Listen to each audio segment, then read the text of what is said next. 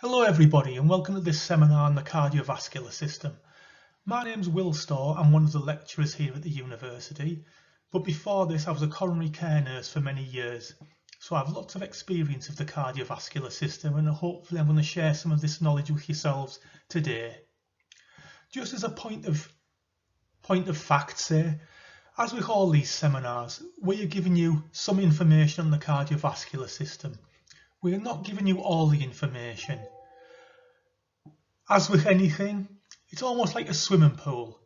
You've got the shallow end where it's an inch or so deep. Then you've got the other end of the swimming pool, the deep end, which may be 3 or 4 meters deep.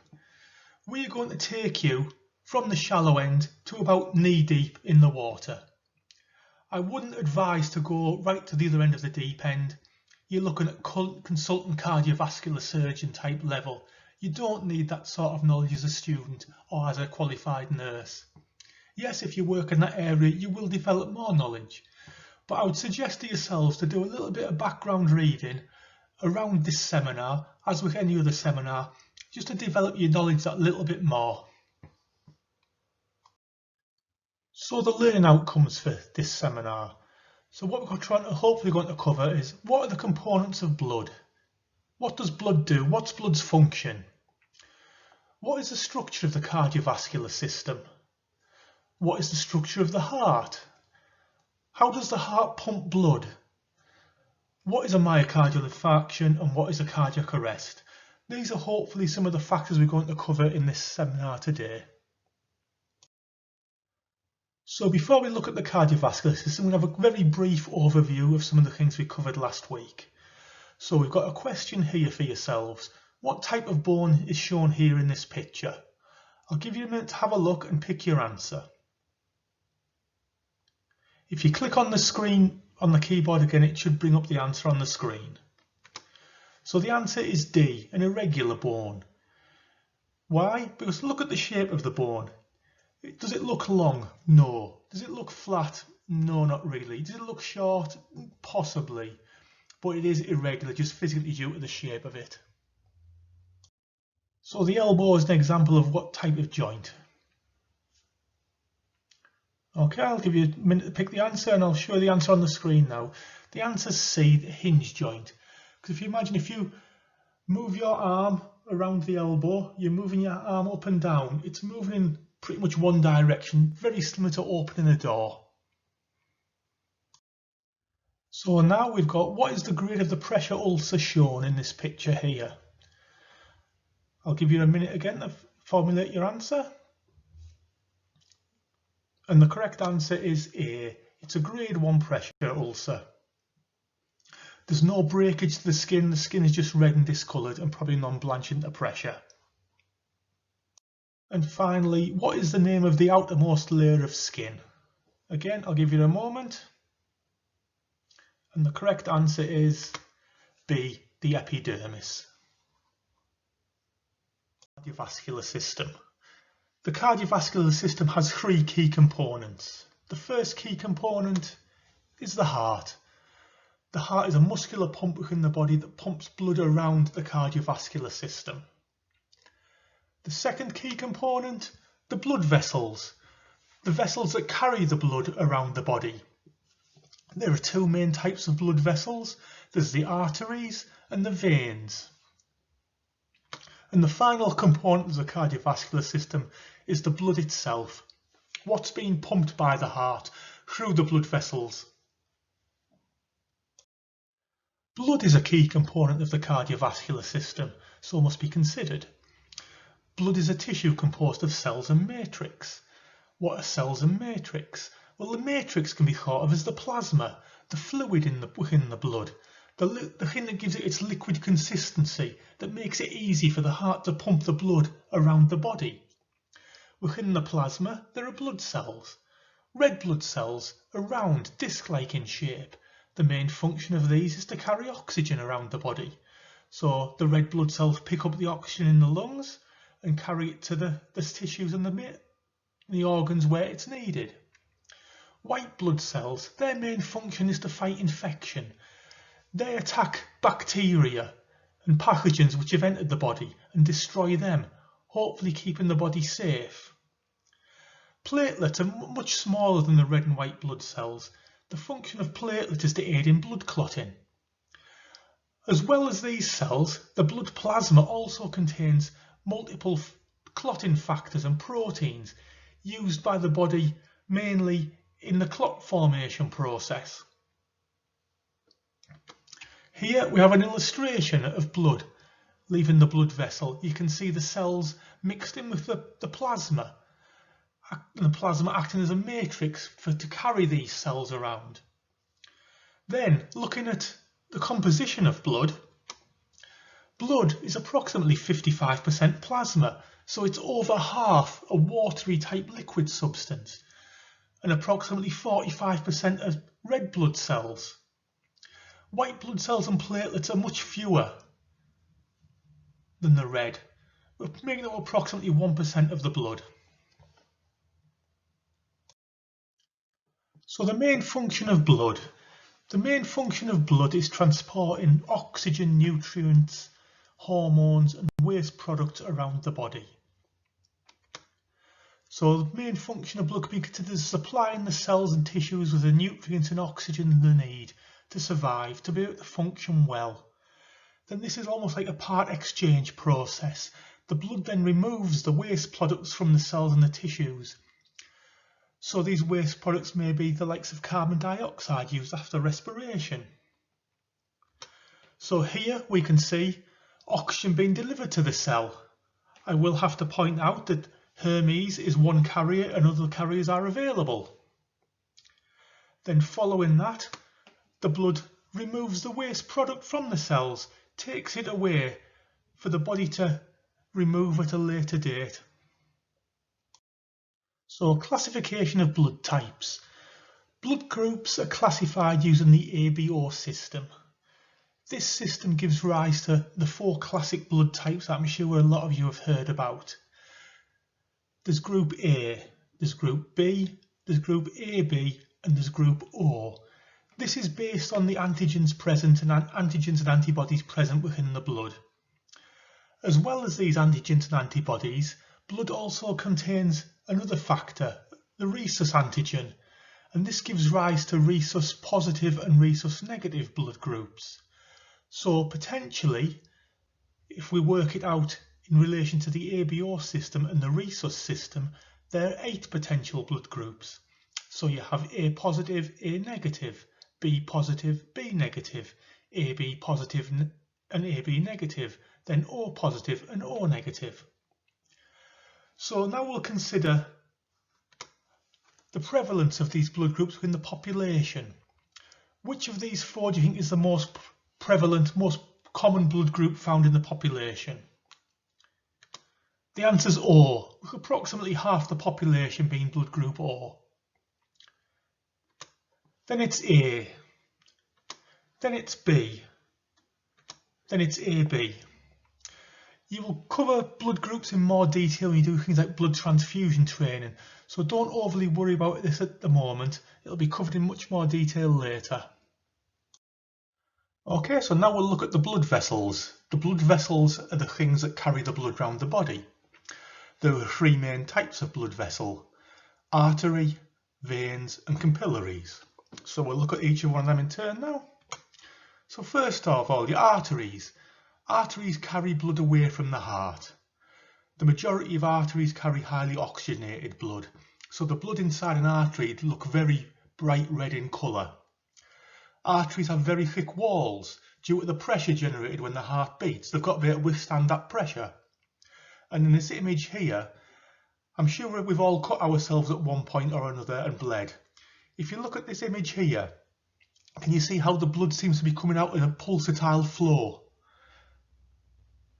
There's a beat and a bit of blood and a little stop, then a bit more blood pumps out. That's an arterial bleed.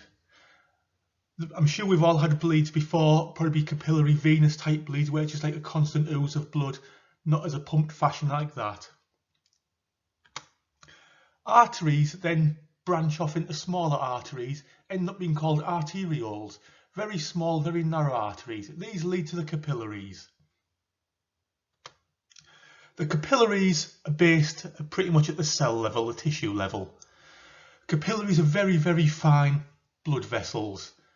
The cell wall of the capillary is only 1 cell thick. This is to allow oxygen and nutrients to pass from the bloodstream into the cells where it can be used. This is done by perfusion, movement from a high concentration to a lower concentration. The capillaries then continue back towards the heart and become venules, very small veins. These veins then lead on to larger veins in a similar way to the arteries branched into arterioles to capillaries. The capillaries go to venules to veins. The veins then carry blood towards the heart. Blood in the veins is normally deoxygenated. Compared to the arterial system, the blood in the veins is under much lower pressure. The veins don't then have a thick muscular wall as compared to the arteries. As the veins are returning blood to the heart, they also contain valves which provide a one-way flow of blood, making sure blood does return to the heart. So now we'll look at the arteries in a little bit more detail. We'll discuss the arteries themselves. I've mentioned some deep points about arteries in the previous arteries are slide. classically found much deeper in the body than the veins. So arteries are classically deeper within the body. Arteries carry blood away from the heart. Carry blood away from the heart by the arteries, have a highly muscular pulmonary artery structure. Is normally high in oxygen, to cushion them from the blood pressure, the force of the blood being the arteries themselves are highly muscular structures. This is because the pressure generated by the heart when the heart pumps so if you feel drives the blood out to the body, it's a high pressure. Stop. So the arteries need to be able to withstand this high pressure. That's a pulsatile flow. Blood flow There's a push of blood from the heart out into the arteries. So when your heart pumps, a little the blood's gap pushed out, a little flow of blood. While the heart relaxes and refills, ready to pump again. Small resting period, the heart again, resets itself, it's ready to pump again. And the heart will pump again. It'll be felt this is pulsatile blood flow, as you'll see if you feel your pulse in your wrist or your carotid pulse in your neck. It's a beat, gap, beat, gap, beat, gap, beat. So a pulsatile flow. So we've skipped the arterioles, now we're going to move on to the capillaries. Capillaries carry blood to the cells in the tissues. They're fed from the arterial system. Blood flow is a one-way system. They deliver blood towards the cells, the tissues, where nutrients are exchanged, gaseous exchange occurs, oxygen's passed into the cells, carbon dioxide is passed out of the cells. So the capillary system looks pretty much like that.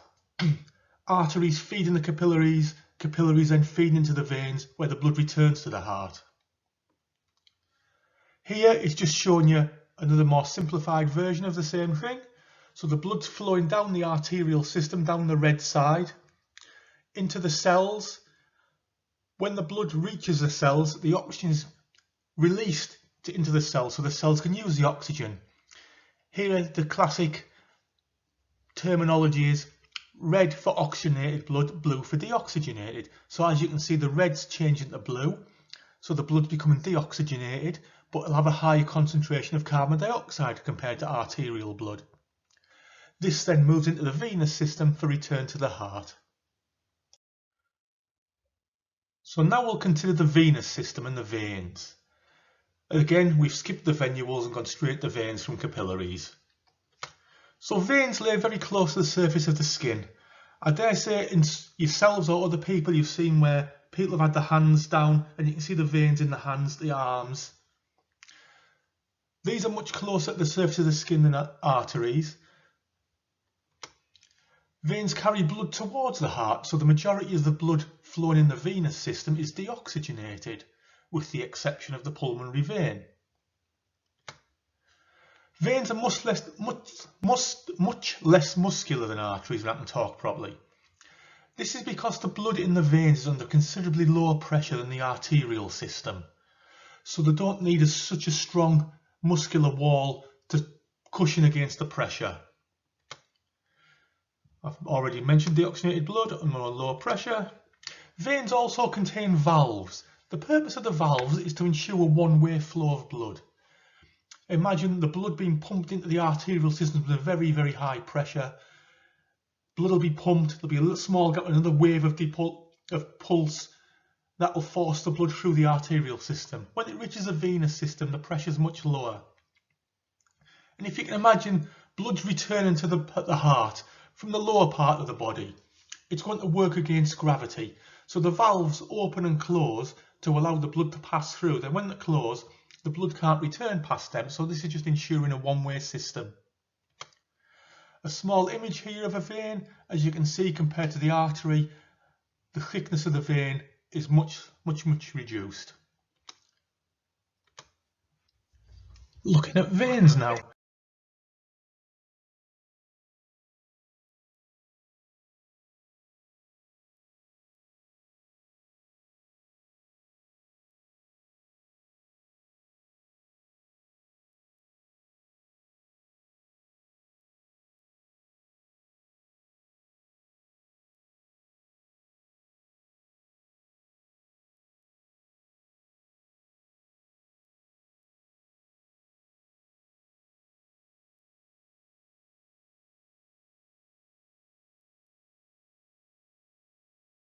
So this slide's just showing you the three main structures within the vascular system: the arteries, the veins and the capillaries.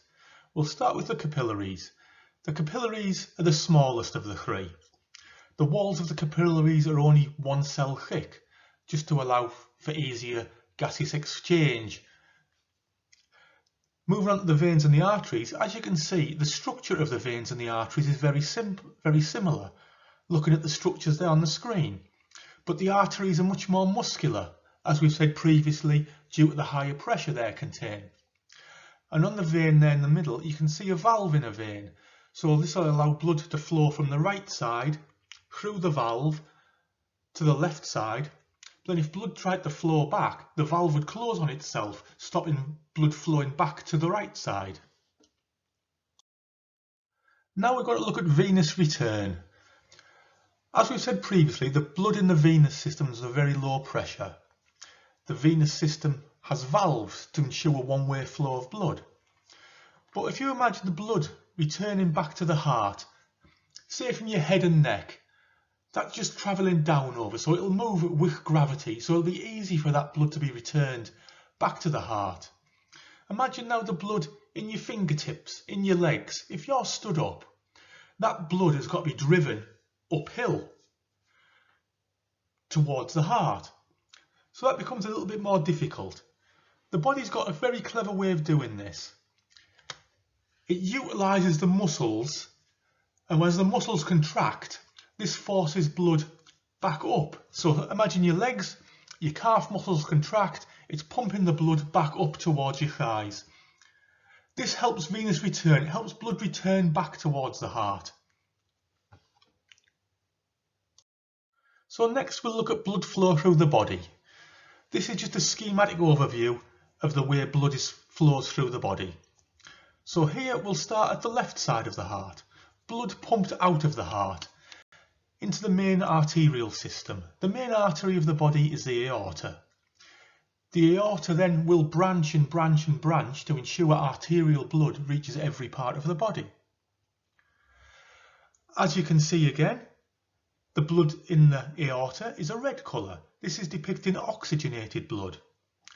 This blood will then pass through the arterial system to the tissues. Here it will enter the capillary beds.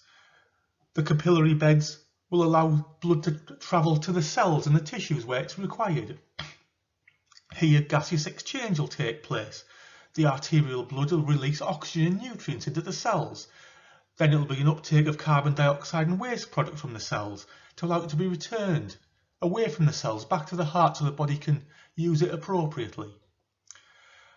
Now you can see the blood leaving the capillary system is blue in colour, hence highly deoxygenated, high in carbon dioxide.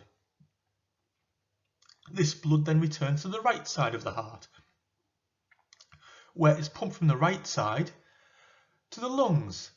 Here you can see the two exceptions to the venous arterial rule. The pulmonary artery is the only artery in the body carrying deoxygenated blood, and the pulmonary vein the only body carrying oxygenated blood.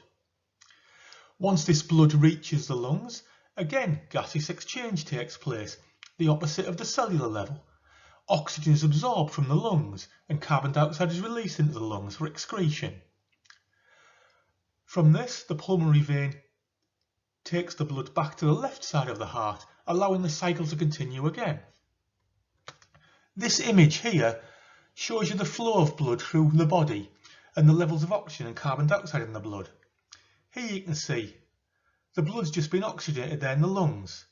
Now it's been flown back to the heart, where it's pumped out into the systemic circulation, down to the big toe, where it delivers its oxygen to the cells of the big toe, collects the carbon dioxide, then returns through the venous system to the heart.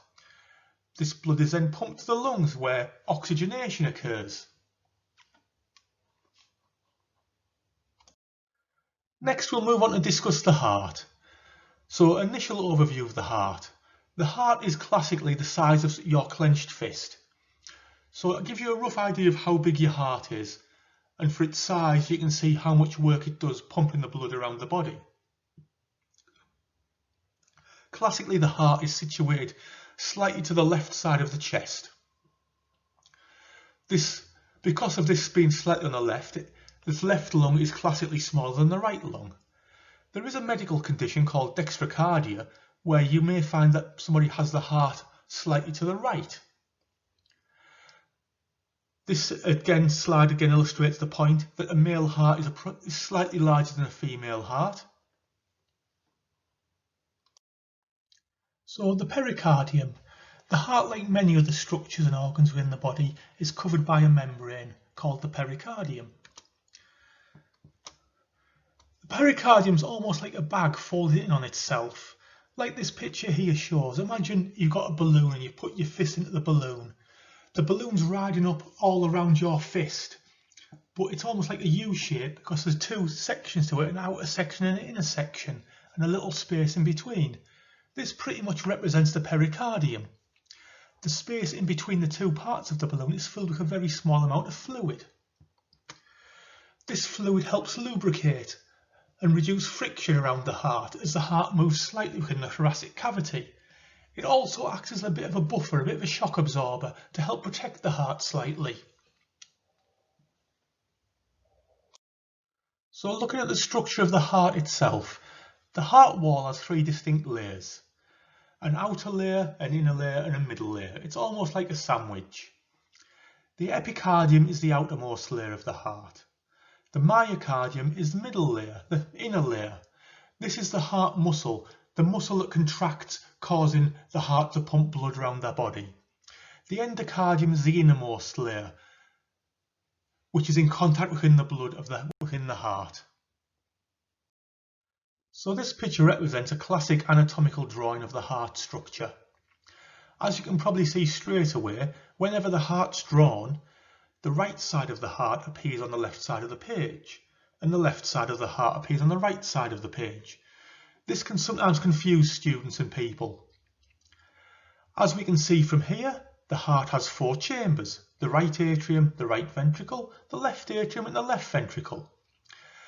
The left and right side of the heart are physically divided from each other by the septum, the septal wall. This is a wall in the middle of the heart that ensures blood flow is constantly only in one direction. So blood from the right side of the heart can't jump across to the left side and the left to the right. Also within the heart you can see there are four valves. These valves work in a very similar way to the venous system. They allow blood to flow through in one direction, but close, so if blood tried to return, it wouldn't be able to. The four valves are the tricuspid valve between the right atrium and the right ventricle, the pulmonary valve between the right ventricle and the pulmonary arteries, the mitral valve between the left atrium and the left ventricle, and the aortic valve between the left ventricle and the aorta. Now we'll have a little look at blood flow through the heart in a little bit more detail. For the purpose of this example, I'm going to start at the bottom where it says the body and start with the blood returning to the heart. So the blood returning to the heart is deoxygenated, high in carbon dioxide. The blood returns to the right atrium, back to the old adage, return right. Here, a lot of the blood will flow straight through the right atrium into the right ventricle, through the tricuspid valve. But the right atria will contract, pumping further blood into the right ventricle, so that when the right ventricle does pump, it pumps as much blood as it can out of the heart. This blood leaving the heart via the right ventricle will pass through the pulmonary valve and head to the lungs. Here, gaseous exchange will occur, so the blood leaving the lungs will be high in oxygen and low in carbon dioxide, hence now the red colour of the arrows. This blood will then return to the left atrium, where a lot of the blood will flow straight through the mitral valve into the left ventricle. The left atrium will then later contract, pumping a little bit more blood into the left ventricle, giving what's called the atrial kick. The left ventricle itself will then contract, pumping blood through the aortic valve to the body, hence leaving the left side of the heart, and the adage, return right, leave left. So now we've got an image of the heart, labelled with numbers. So we're going to use this as a little tour around the heart, considering the blood flow through the heart in relation to the structures of the heart, the blood vessels and the valves. So for number 1, we've got the inferior vena cava. Inferior as it's bringing blood back to the heart from the lower part of the body. Number 2, the superior vena cava. Superior because it's bringing blood back from the upper part of the body. So this blood then flows into number 3, the right atrium, the receiving chamber. This blood will then flow through the tricuspid valve, number 4, through the tricuspid valve into number 5, the right ventricle, where blood is pumped from the right ventricle through valve number 6, the pulmonary valve. This blood then enters number 7, the pulmonary trunk. As we have 2 lungs, as you can well imagine, we might have number 8, pulmonary arteries, but there are 2 of these, one going to the left lung, one going to the right lung. Once blood is oxygenated in the lungs, it then returns to the heart via number 9, the pulmonary vein. The pulmonary vein is unique in the body as it's the only vein that carries oxygenated blood, whereas number 8, the pulmonary artery, again is unique in the body as the only artery carrying deoxygenated blood. So when blood returns to the left side of the heart, it's going to enter number 10, the left atria. From here, it's going to be pumped through number 11, the mitral valve, sometimes referred to as the bicuspid valve, into number 12, the left ventricle, where the ventricle will then pump this blood through number 13, the aortic valve, into number 14, the aorta, which will then take this blood round to the body. Okay, so we'll look at the atria first. The atria are the top chambers of the heart. The atria are smaller in size than the ventricles. The main function of the atria is to receive the blood returning to the heart. So in the case of the right atria, this will be the blood from the superior and inferior vena cava, returning from the systemic circulation, and on the left atria will receive blood returning from the pulmonary arteries, from the pulmonary circulation. As this blood enters the ventricles, the majority of it just flows straight through, as you can see in the picture here. The ventricles will then start to fill with blood. The atria then contract, pumping blood from the atria through the mitral and the tricuspid valves into the ventricles. As you can see also on this picture, the contraction of the heart chambers is coordinated, so the top chambers pump first, then the bottom chambers pump. This is because if both chambers were to pump together, the pressure in the ventricles would be that much higher than the atria. The atria wouldn't be able to pump any blood into the ventricles. This overfilling of the ventricles is often referred to as the atrial kick, just to make sure that the ventricles are totally as filled as they can be before the heart pumps out, so the heart pumps an adequate amount of blood.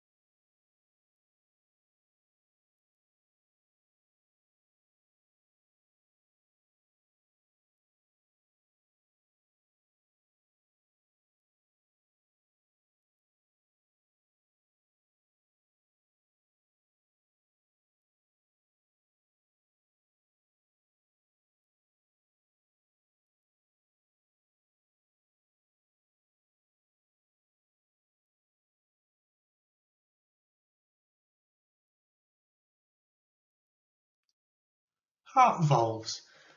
As we've discussed previously, the heart contains 4 valves. The function of the valves is to show that blood flow remains in a one-way process. So can you remember the names of the valves? So these are wrote down alphabetically. So we have the aortic, the mitral, the pulmonary and the tricuspid. So as we've said, valves, the function of the valve is to ensure blood flow is one way. I'm sure everybody's been to a shop with the electronic doors where you walk up towards the doors open, you walk through. Then when you walk through, those doors will close, so you can't walk out back that way. The function of the heart valves is pretty much the same thing. If you imagine the valves as a set of double doors, the doors open as the blood passes through, then the doors close so that the blood can't be passed back through when the ventricles squeeze, contract and pump the blood out of the heart.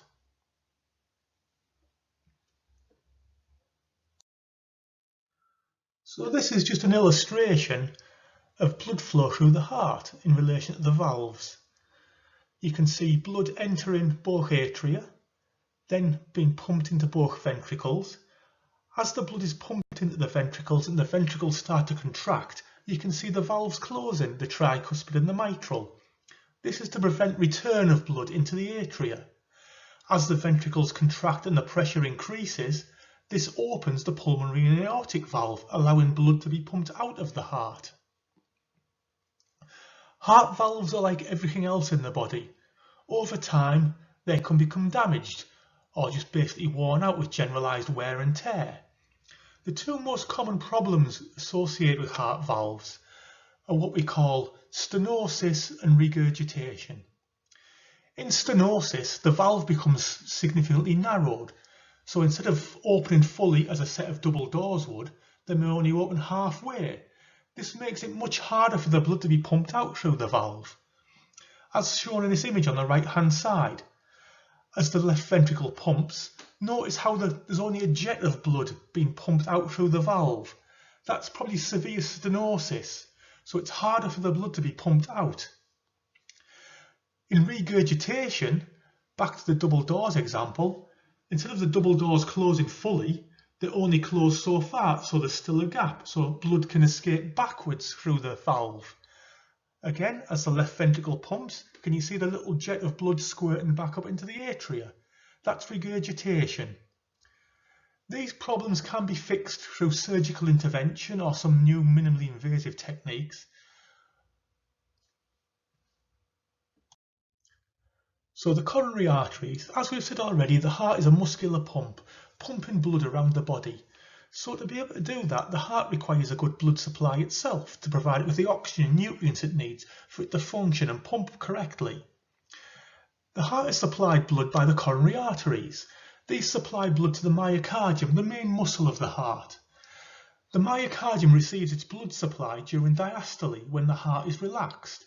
Because if you imagine the heart is contracting, it's going to be squeezing really tightly. It'd be very difficult for blood to flow through the coronary arteries at this time. This gives you an overview of the coronary arteries. The coronary arteries are branches from the aorta. They are actually the first branches of the aorta and sit just above the aortic valve. There are 2 main coronary arteries to consider. Firstly, the right coronary artery, which, as you would expect, supplies blood to the right side of the heart. The left coronary artery has a main stem initially, then branches into 2 main arteries. The first artery, the left anterior descending artery, runs down the front of the heart and supplies blood to the front section of the heart. The second branch of the left coronary artery is the circumflex coronary artery, which supplies blood to the back of the heart. The image here just shows blood flow through the coronary arteries as the heart pumps. So we've looked at blood flow through the heart, so you can imagine that almost like being a plumbing system. Blood flowing through the heart is very similar to water flowing through pipes. Now we're going to move on and look at the cardiac conduction system. This is like the electrics of the heart, the way the heart's wired. So the cardiac conduction system is what the body uses to control the cardiac pumping function. It's electrical stimulation of the heart, telling the heart when to beat. So the conduction system is made up of specialist cardiac cells who are seen within the conduction system. The function of these cells is to trigger electrical impulses and conduct electrical activity, again to get the heart to beat. The main components of this conduction system are the SA node, sinoatrial node, the AV node, atrioventricular node, the bundle of His, the left and right bundle branches, and the Purkinje fibres, which we'll discuss more in the coming slides. So the conduction system works in a coordinated manner, so the atria and ventricles contract in a coordinated way, not together as we've discussed previously. This image shows a nice image of the conduction system and how it triggers the heart to beat in a coordinated manner. So let's look at the cardiac conduction system in a little bit more detail. This figure here shows the classic anatomical presentation of the cardiac conduction system. We have the SA node in the right atria, the AV node again in the right atria, the bundle of His, which is not shown on this picture, connecting the AV node to the bundle branches.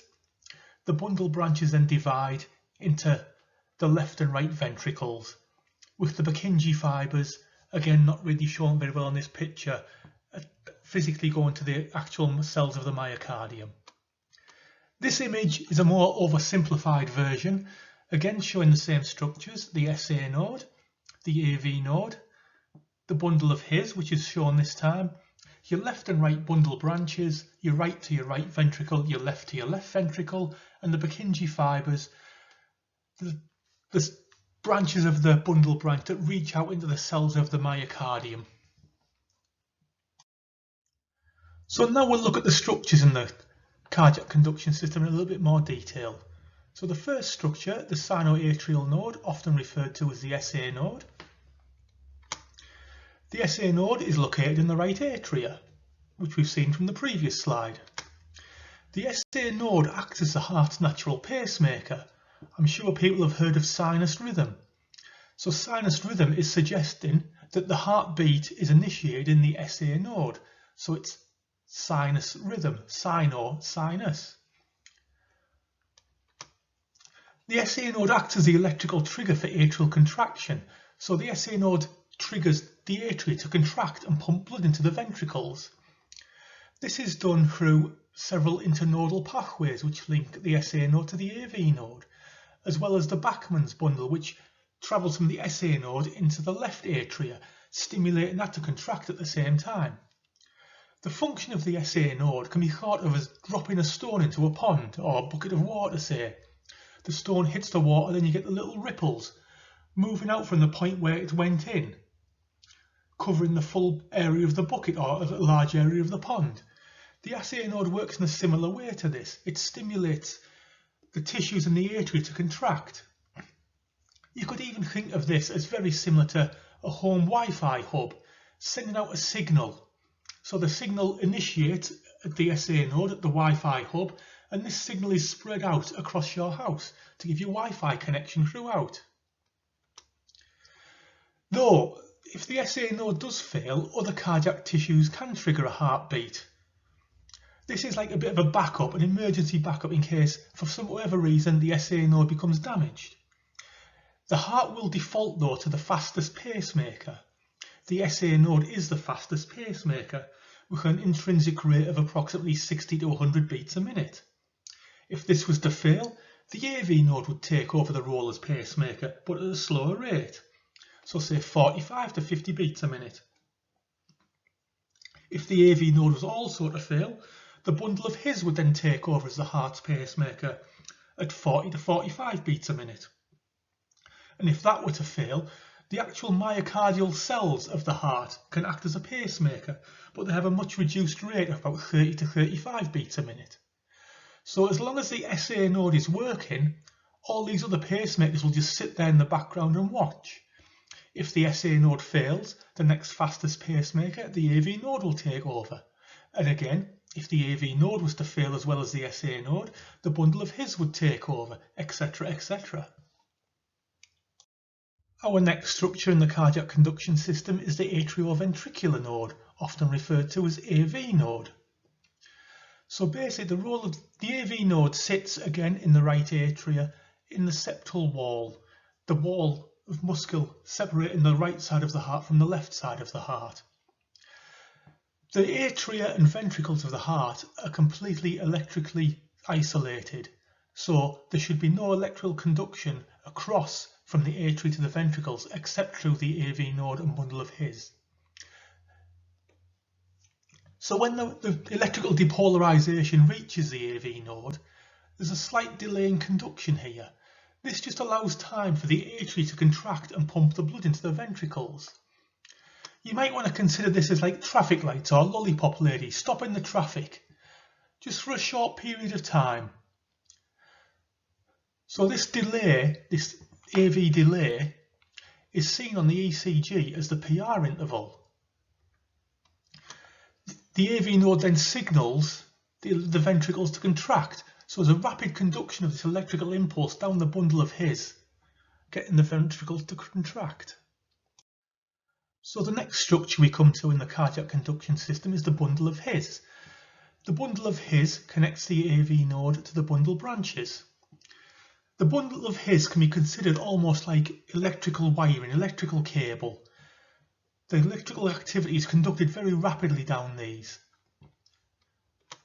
The bundle of His then separates into the right bundle branch, feeding the right ventricle, and the left bundle branch, feeding the left ventricle.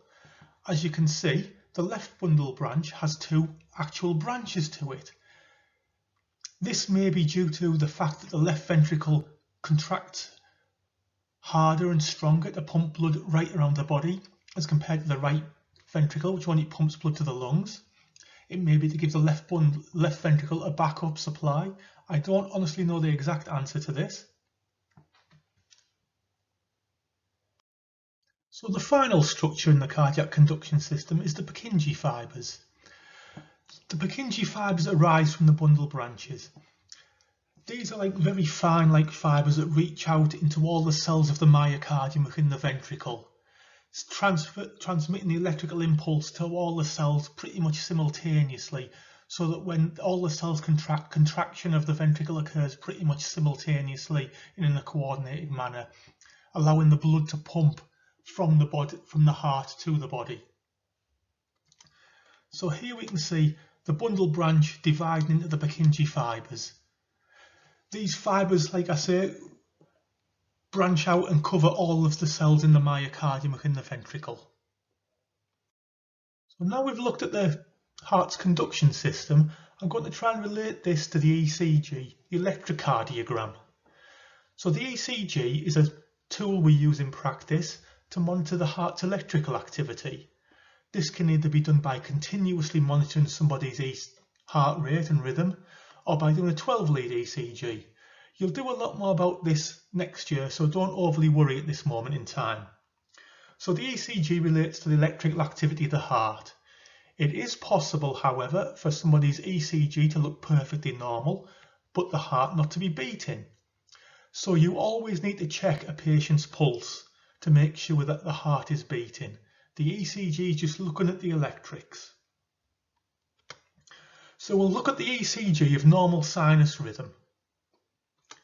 So the first wave you're going to see on your ECG is the P wave, the little green wave here. This relates to the atria's electrical activity, so the electrical activity in the top chamber of the heart. So as the SA node fires, the atria depolarize. This is shown by the P wave. The PR segment shown there is the delay when the impulse from the SA node reaches the AV node. Just that slight delay to allow the atria time to contract and pump the blood into the ventricle. The next wave along on your ECG will be your QRS complex. If you notice, this looks much larger than the P wave. This is because the QRS complex relates to the electrical activity of the ventricle. And as we've seen before, the ventricle is much larger than the atria. Here we've got the waves QRS, Q is the first downward deflection, R is the first upward reflection, and S is again downward reflection. Following this, we've got a brief ST segment, which is normally quite flat. Then we have the T wave, which is blue in colour. This represents the ventricular repolarization. There also will be atrial repolarization, but that will be lost in the QRS complex somewhere. This just summarises the waves in relation to colour. And this image now on the right side of the screen is relating the electrical activity of the heart in relation to the ECG trace. So as you can see, as the SA node fires, the little red dot goes across the T wave. When it hits the AV node, there's a slight delay. And as it's conducted down into the ventricles, you get your QRS and your T. So this slide is going to reinforce the points we made on the last slide. Again, you've got your waves and you've got the electrical activity and what it's associated with and what that wave represents. So again, the P, as you can see from the start, the P wave is atrial activity. The QRS complex is ventricular activity. And the T wave is ventricular recovery or repolarization. Next, we'll look at cardiac risk factors. I know we've already covered these in the keynote lecture on the common determinants of health, but I'll just briefly go over these again. Cardiac risk factors can be considered as modifiable and non-modifiable risk factors. Going back again to that key determinants lecture, think the shift made for the cardiac risk factors. Firstly, we'll look at the non-modifiable risk factors. These are the risk factors you cannot change or alter no matter what you do. Nobody can change these. So age. As you get older, your risk of cardiac disease increases. As you can imagine, as you age, wear and tear on the body causes things to wear out, not work as well as they should. Age. I could turn out and say to you, yes, I am only 23 years old, but I'm not 23. I'm a long way from 23. At some point in our life, everybody's lied about their age, pretending to be older or younger than they are. But you say that, but that does not physically change what your age is. Gender. Men are at greater risk of cardiac disease than women. A lot of this data is based on the Framlinton study. So men are still classically considered at greater disease than women, but over time and the change in roles and the change of society, this is something that may eventually be reviewed. I could even undergo gender reassignment surgery and suddenly identify as Stephanie and come to the university in a dress. But I've physically changed my appearance to be more female, appear more as a female gender, but I've not changed my gender. I'm still male. I was born male. No matter what I can do, I cannot change that. And genetics. If there's a family history of heart disease, especially first degree relatives like parents, it'll be in your genes that you receive from your parents. This risk factor has probably been transferred to you already, so there's nothing you can do to change that. And ethnic origin. Again, this is going back to genetics. Those of Asian, Afro-Caribbean origin have a greater risk of cardiac disease. So this is something that cannot be changed no matter what you do. So next we'll look at the modifiable risk factors. These are the risk factors you can be altered, we can change, we can do something about. By changing lifestyle, behaviours, use of medications. So as nurses, these are some of the key risk factors we're going to promote to patients. The first one, smoking. I'm sure everyone's aware the risks associated with smoking. Smoking can damage the arterial walls. The walls lose the elasticity, become more rigid. Cholesterol, raised cholesterol. Cholesterol tends to build up in the arterial walls. This happens over time. It's often referred to as atherosclerosis. As the cholesterol builds up in the arterial walls, this makes it more difficult for the blood to flow freely through the artery. Imagine driving along the A19. 3 lanes are open, everything's flowing, traffic's flowing lovely. Then if I turn up my little van and cone off one lane, it makes it a bit more difficult for the traffic to flow. Cholesterol in the arterial walls is a similar thing. It just narrows the lumen of the artery, making it harder for the blood to flow. Obesity. Abdominal obesity increases the risk of heart disease. If you can imagine, the heart pumps blood to all parts of the body. So if you've got a very slim, very slightly built person, the heart will be able to pump blood around that body relatively easily. If you've got a large person, very abdominally obese, there's a greater volume of body, a greater area for the blood to be pumped to. So this means the heart has to work harder to pump the blood. Physical inactivity. Being physically active supports the heart, makes the heart work hard. Like exercising your muscles. The more you exercise the muscles, the better the muscles become, the easier they can work and cope. Physical inactivity means the heart doesn't have to work as hard. Hypertension, high blood pressure. Blood pressure is often defined as 2 numbers, the classics 120/80. The 80 value, the diastolic value, is the pressure the heart has to work against to physically pump blood out of the heart. So if your diastolic blood pressure increases from say 80 to 100, the heart's having to work harder, work against a higher pressure to pump blood out of the heart. Diabetes. You could argue that how is diabetes a modifiable risk factor? If you have diabetes, like myself, I have type 1 diabetes, I can't suddenly change that and not have diabetes. But in relation to diabetes, it's more in relation to blood glucose control. High blood glucose levels can damage your arterial walls. But as a diabetic, if you eat a good diet, control your blood sugars well, you can reduce the risk of the diabetes causing heart disease. So if I was to go out and eat a full tin of Celebrations and 3 bottles of full fat Coke, my blood sugar would probably 30, 40 something. But if I was to eat a nice balanced diet, watch what I was eating, low sugar foods, control my blood glucose well, this can reduce my risk of heart disease. Stress is another important factor that can be a risk factor for heart disease. Stress impacts on other risk factors and just makes the heart work harder. Another risk factor that's not on this list here, which is obviously relevant, is diet. Look at your diet that people eat. Eat a good balanced diet, a nice healthy diet. That's going to reduce your risk of heart disease as well as the other diseases. A high fat, high sugar, high cholesterol diet is not ideal for yourself and will increase your risk of heart disease.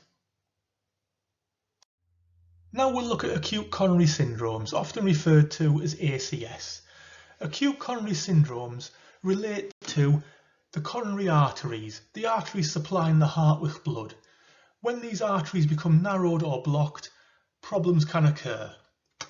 So acute coronary syndrome is an umbrella term covering multiple things such as angina, unstable angina, NSTEMI or non-STEMI, non-ST elevation MI, and STEMI, ST elevation MI, which we'll discuss in a little bit more detail in a moment. These are classically your heart attacks.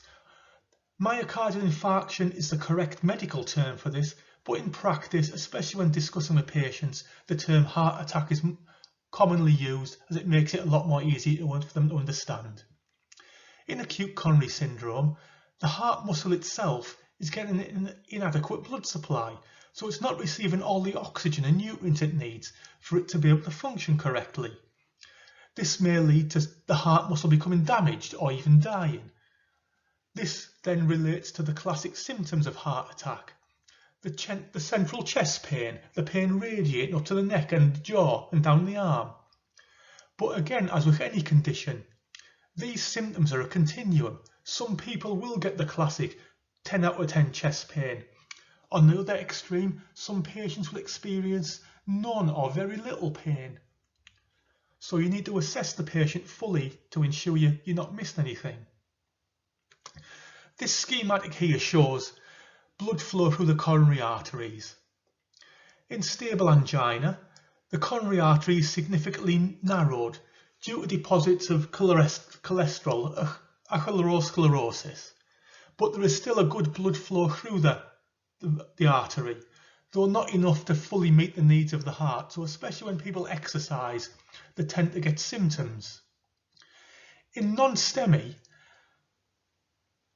there is significant narrowing of the artery already, but the plaque might rupture or become damaged or become that much that the blood flow is really significantly reduced.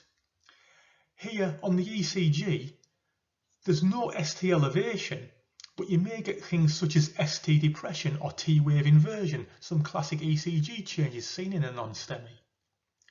In a STEMI, however, the coronary artery has blocked.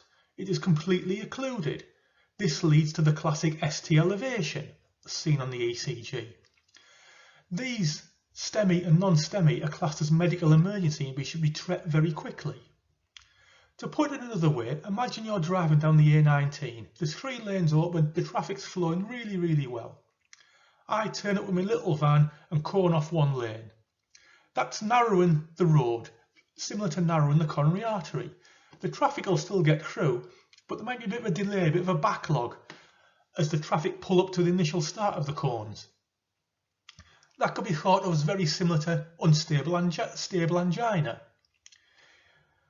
For the non-STEMI, if I then cone off 2 lanes, the traffic again still can get past, still flow, but the backup at the point where the 3 lanes are going into 1 lane will be quite significant, so there might be a bit of a delay for the traffic getting past. Then, if however you're driving down the A19 and suddenly a lorry in front of you might jackknife, you'd have to stop.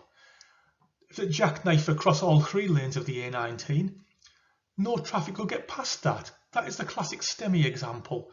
So the traffic is just driving up the A19 and it will stop at the site of the accident. So no one can get past that. So again, the blood cannot supply the muscle beyond the blockage. Hence its muscle quickly becomes damaged, dies. There's a little video link here to a YouTube clip which explains acute coronary syndromes in a little more detail. Next, I want to discuss myocardial infarction, often referred to as heart attack and cardiac arrest. There is some belief and perception out there that when you have a heart attack, a myocardial infarction, you are actually having a cardiac arrest and your heart has stopped beating. This is not the case. Myocardial infarction is a plumbing problem. It's a blockage in one of the arteries around the heart. Myocardial infarction can lead to cardiac arrest if untreated, but classically patients presenting with a myocardial infarction will not be in cardiac arrest. Again, I've said myocardial infarction is a plumbing problem, so there's a problem with the circulation in the arteries around the heart. The arteries become narrowed or completely blocked, blocking blood flow to the muscle of the heart. This causes the heart muscle to become damaged and die. This is a medical emergency and requires urgent treatment. A cardiac arrest, on the other hand, is more of an electrical problem. There's some problem with the heart is not beating. So classically the patient will present as laid on the floor, unresponsive, collapsed. If you feel for a pulse, there will be no pulse. Patients having a heart attack are often awake, alert, and know what's going on, so they have a pulse, they have a cardiac output. If you find a patient in cardiac arrest, this is definitely a medical emergency.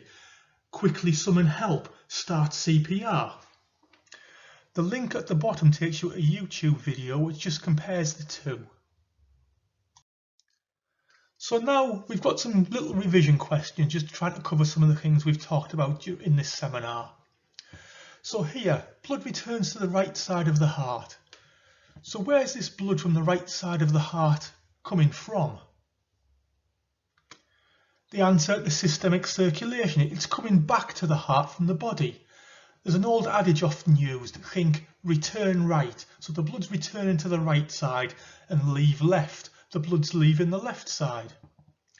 Is this blood returning to the heart oxygenated or deoxygenated? What do you think? The blood is deoxygenated. It's returning to the heart so it'll be high in carbon dioxide. What chamber does this blood enter? the blood enters the right atrium. Which valve does it then flow through? This blood will then flow through the tricuspid valve into the right ventricle. So blood is now in the right ventricle and is forced through the pulmonary valve. Where's this blood going to go to now? The answer is this blood is going to go to the lungs. So what takes place in the lungs? Here, gaseous exchange takes place. The blood pumped from the right ventricle will be high in carbon dioxide. The carbon dioxide is released out into the lungs and oxygen is taken up by the blood from the lungs. So exchange of gases, hence gaseous exchange. So as you can well imagine, we've covered the right side of the heart. Now let's look at the left. So blood enters the left side of the heart. What type of blood is this? Is it oxygenated blood or deoxygenated? It's oxygenated. Where's this blood come from? It's come from the lungs, which explains why the blood is oxygenated. Which chamber does this blood return into the left side of the heart flow into? It flows into the left atria. Then which valve does it flow through? To the left ventricle. Through the mitral valve, which is often called the bicuspid. So blood then leaves the left side of the heart. Which chamber pumps the blood out of the left side of the heart? It's the left ventricle.